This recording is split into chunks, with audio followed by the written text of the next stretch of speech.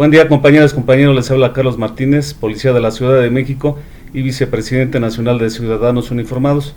Compañeros, este día quisiera compartirles un razonamiento que realicé con el motivo de tratar de impulsar el desarrollo humano y motivarlos a ustedes.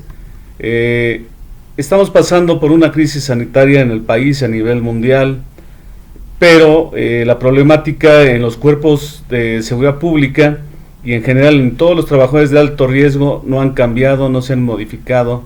Entonces, con este razonamiento quisiera inyectar en ustedes una esperanza y el propósito de un cambio sustancial.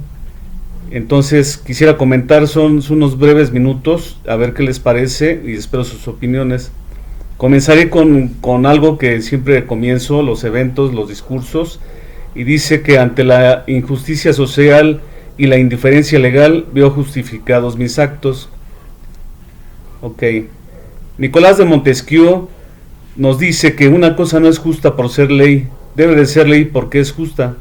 También dice que para que no se pueda abusar del poder, es preciso que el poder detenga el poder. Y en este sentido, los trabajadores de alto riesgo contamos con ese poder. Algunos ya lo conocemos.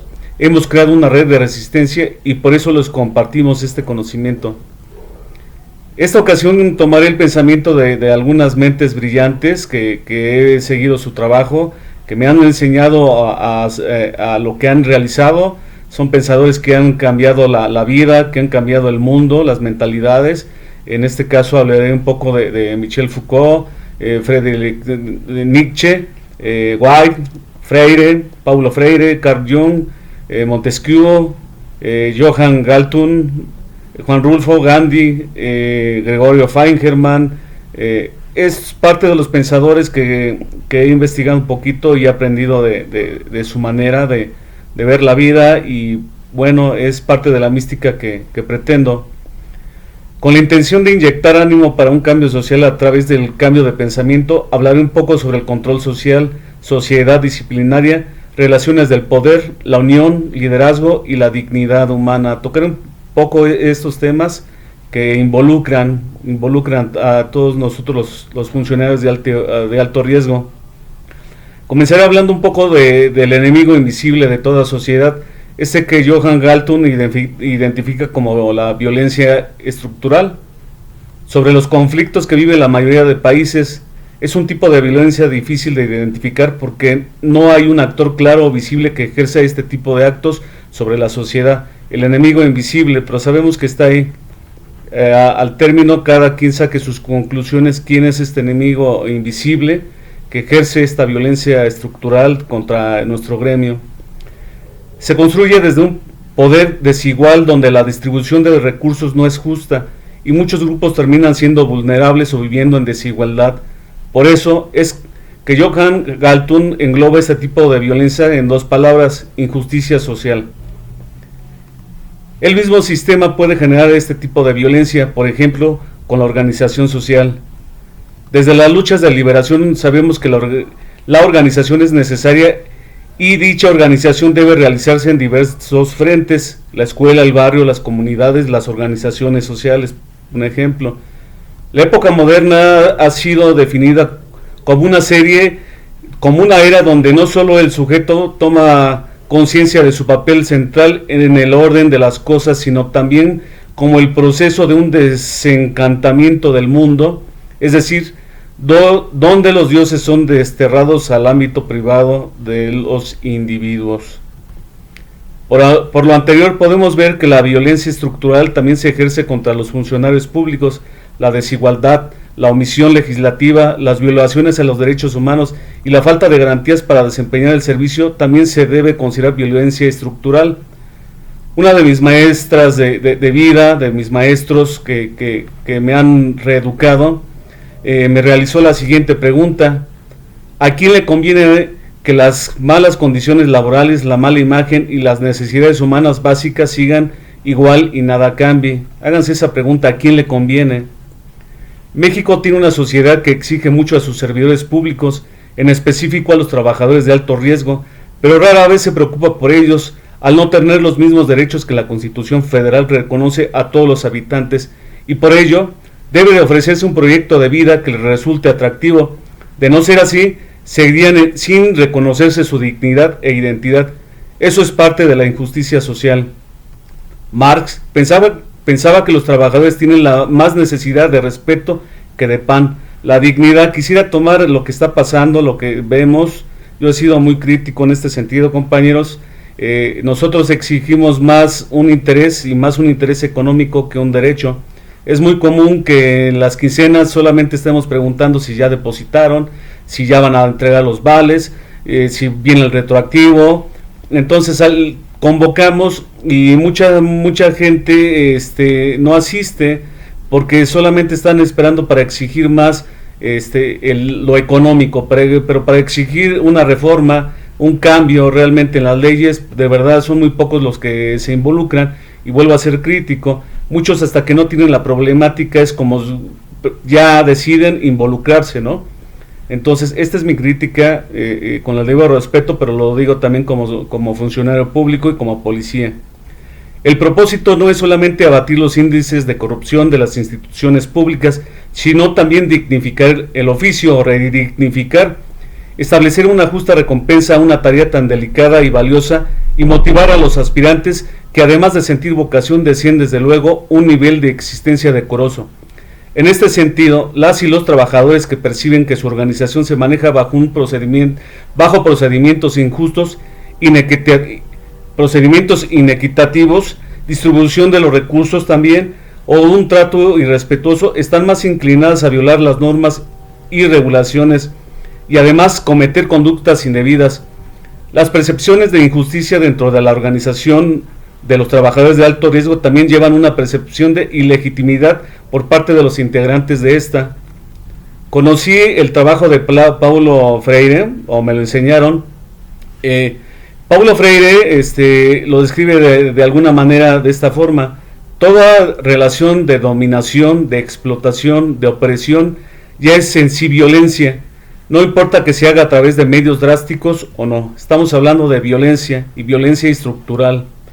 En este sentido ha surgido una crítica reciente a los sistemas de régimen disciplinario, ya que por lo general buscan generar disuasión, castigo corporal y mental, mas nunca fomentar el buen desempeño. Es por ello que respecto a las sanciones relativas a su actuar, la mayoría de las veces son calificadas por ellos mismos como injustas. Tomaré las palabras de Mahatma Gandhi. Gandhi pensaba: en cuanto alguien comprende que obedecer leyes injustas es contrario a su dignidad de hombre, ninguna tiranía puede dominarte. Mahatma Gandhi. También actualmente son muy escasos los derechos con los que cuentan los trabajadores policíacos y en general los trabajadores de alto riesgo, pero estos derechos resultan decepcionantes o insuficientes, pues el funcionario encargado de hacer cumplir la ley no tiene vía procesal ni un tribunal competente para hacerlos valer y respetar por el Estado patrón. En estas condiciones, jurisprudencialmente se ha determinado que los tribunales contenciosos administrativos son los más afines para conocer de la demanda relativa, es decir, el Poder Judicial de la Federación, habiendo previamente negado el carácter laboral a una relación de policías con el Estado, arrojó a los trabajadores policíacos a los tribunales administrativos que nada tienen que ver con el tema laboral y con la realidad social. Recordemos, compañeros, también que aquí cuando hablo del término de policial estoy involucrando a los compañeros del sistema penitenciario. Los compañeros del sistema penitenciario, de acuerdo a la Ley General del Sistema Nacional de Seguridad Pública, son considerados como policías. Sus funciones también son dentro de la prevención del delito. Ok, entonces quise hacer remarcar esta situación con los compañeros custodios del sistema penitenciario. Plutarco refiere que la omisión del bien no es menos reprensible que la comisión del mal. En efecto, el principio de la división de poderes, cuyo objetivo fundamental es impedir su ejercicio arbitrario, constituye el mecanismo para imponer límites al poder público. Asimismo, y como complemento del principio anunciado, debe haber un sistema que garantice los derechos del individuo. De ahí que el artículo 16 de la Declaración Universal de los Derechos del Hombre y del Ciudadano se mencione que aquella sociedad en la que la garantía de los derechos individuales no estuviera asegurada ni la separación de poderes establecida, no tendría constitución. Jorge Luis Videla, militar argentino, previamente prevenía lo inminente. Me gustaría que buscaran este trabajo de esta persona y el resultado. Él nos dice, finalmente la falta de capacidad de las instituciones condujo a una total parálisis del Estado frente a un vacío de poder incapaz de dinamizarlo. Profundamente respetuosas de los poderes constitucionales, las Fuerzas Armadas hicieron llegar en repetidas oportunidades serenas advertencias sobre los peligros que implicaba tanto las omisiones como las medidas sin sentido. Su voz no fue escuchada. Investiguen cuál fue el resultado en este país con las Fuerzas Armadas. La conservación de los dos principios esenciales a que me refiero, la división de poderes y las garantías individuales, al ser el fundamento del resto de las normas jurídicas, le confieren una superioridad tanto formal como material, la cual se esfuerza por la imposibilidad de modificar a la Constitución mediante los mecanismos estipulados para cambiar las normas secundarias. El principio de supremacía constitucional, acorde con el criterio del Poder Judicial de la Federación que tiene la Constitución frente al resto de las normas jurídicas, propicia el que cuando éstas se opongan al contenido de aquella, deben perder validez y como consecuencia no ser acatadas. Entonces, más que una facultad, la supremacía constitucional impone a toda autoridad el deber de ajustar a los preceptos fundamentales los actos desplegados en ejercicio de sus atribuciones. Retomaré nuevamente a Pablo Freire. Afirman que lo importante, sin embargo, es que las clases trabajadoras continúen aprendiendo en la práctica misma de su lucha a establecer los límites de sus concesiones. Vale decir, que enseñen a las clases dominantes los límites en que pueden moverse.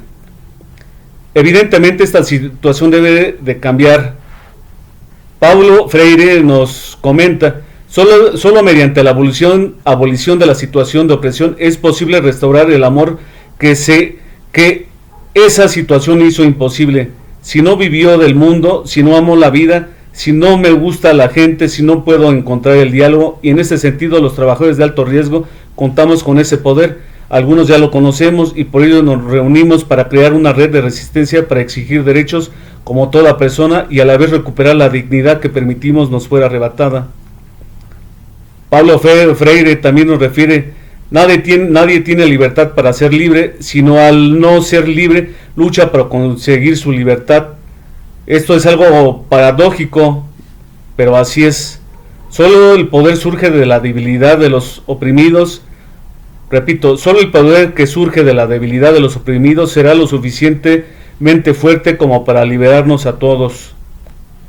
Hablaré un poquito sobre la tarea que tenemos los líderes o los que nos autonombramos líderes o que nos han favorecido con este adjetivo.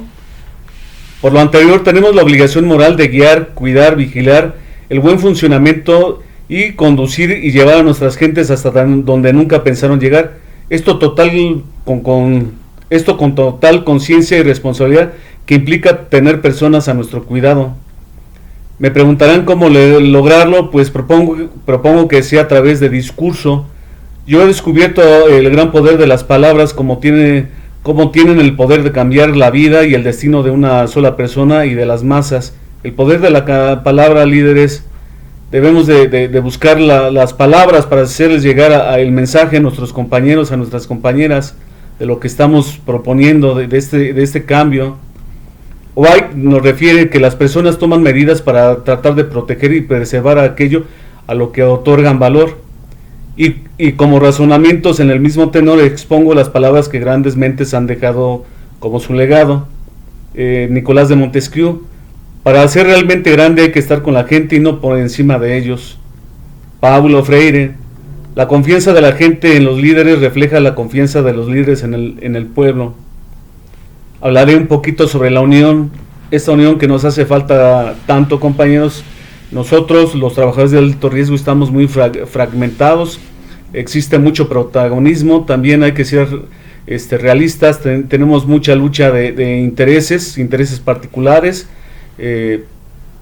Es un secreto a voces. también dentro de las organizaciones existe eso. Hay personas que buscan solamente el bien personal y en específico el económico, ¿no? Algunos pretenden también utilizarnos para llegar a cierta meta. No se diga, ¿no? Esto de la política solamente pretende el utilizarnos, ¿no? Yo con esto no quiero decir que debemos de estar alejados de la política, sino por el contrario, pues debemos de involucrarnos cada día más en temas políticos. Solamente que en este momento, en lo particular, considero que todos los partidos actuales y sus antecesores, todos están quemadísimos. Y evidentemente cuando hay una campaña, pues es cuando nos buscan. Y también los mismos compañeros, mismos luchadores sociales que pues se van bajo la promesa de algo, ¿no? Yo considero que sí es momento que ya tengamos representantes en las cámaras de diputados, cámaras de senadores, en los congresos, que tengamos representación por parte de nosotros, gente extraída de nuestras filas, pero por el momento pienso yo que hasta que no logremos esta unión es como podría darse este caso, todos seguir por un mismo camino que es el bien colectivo. Les hablaré de lo que aprendí en un excelente taller que acabo de tomar, y algo de lo que nos dice Carl Jung.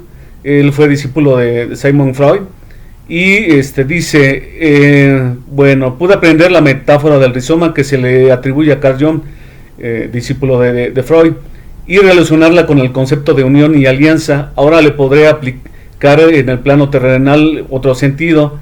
Esta metáfora, compañeros, nos habla de los árboles como seres vivos, la fortaleza que tienen. El árbol, el tronco por sí solo no es la fuerza. Realmente las raíces son el poder dentro de estos árboles. Cuando ellos, como seres vivos, viene alguna catástrofe, lo que hacen sus raíces es unirse por debajo de la tierra y formar una alianza. Entonces ojalá lean esta bonita metáfora, de verdad yo aprendí mucho para aplicarla y decírselas. La unión es la fuerza, y recuerden que los otros entes, instituciones, gobierno aplica la metodología de divide y vencerás, y les ha resultado. Nosotros debemos de buscar esa alianza, y reitero, por el bien colectivo. Pablo Freire nos refiere también: ¿nos liberamos en comunidad o nos liberamos solos? También nos dice que nadie se salva solo, nadie salva a nadie, todos nos salvamos en comunidad. La invención de la unidad es la diversidad. También Juan Rulfo nos refiere: ¿nos salvamos juntos o nos hundimos por separado? La unión, compañeros, debemos de rescatar esta unión, la unión que había en viejas generaciones. Yo soy de los años 90 que entré a esta bendita corporación, y de verdad es algo espectacular ver a los compañeros marchando cuando había algún abuso en contra de un compañero, una compañera, y pues esto se ha perdido. Esos viejos policías y viejos luchadores sociales pues se han ido acabando. Algunos aprendimos de ellos y es por eso que seguimos aquí también pasando esa palabra, esa mística de trabajo que tenían estos compañeros, y yo honro a muchos de ellos. También hay que ser honestos, dentro de estos pues sí hubo quien también vendió su dignidad. Vamos a hablar un poquito de la dignidad. Dice que nadie está obligado a ir contra sí mismo. Martin Luther King afirmaba: nadie se nos montará encima si no doblamos la espalda. Reitero, nadie se nos montará encima si no doblamos la espalda. Creo que es muy específico. Abraham Lincoln pensaba que es difícil hacer a un hombre miserable mientras sienta que es digno de sí mismo. Yo podría afirmar que la dignidad no te la arrebatan si no es con tu consentimiento, pero aún no puedo recordar quién fue, de qué autor leí lo siguiente: la dignidad reside en que el hombre, por el simple hecho de pertenecer a la especie humana, posee un gran valor.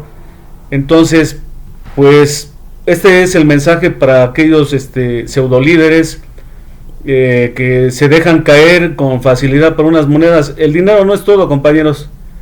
La dignidad, ¿cuánto vale tu dignidad? Aquí es la pregunta que nos deberíamos hacer todos, ¿no? Por ahí alguien dijo que nadie aguanta un cañonazo de 1 millón de pesos, ¿no?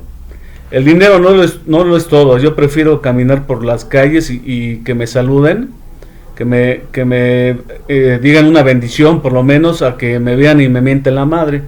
Entonces este es mi mensaje para aquellos pseudo líderes que utilizan a los compañeros para sus intereses. Véndanse caro, por lo menos que les aproveche para salir de su miseria humana. Voy a cerrar con estas conclusiones. En la relación de la teoría del contrato social, la ideología política requiere del control del cuerpo del individuo.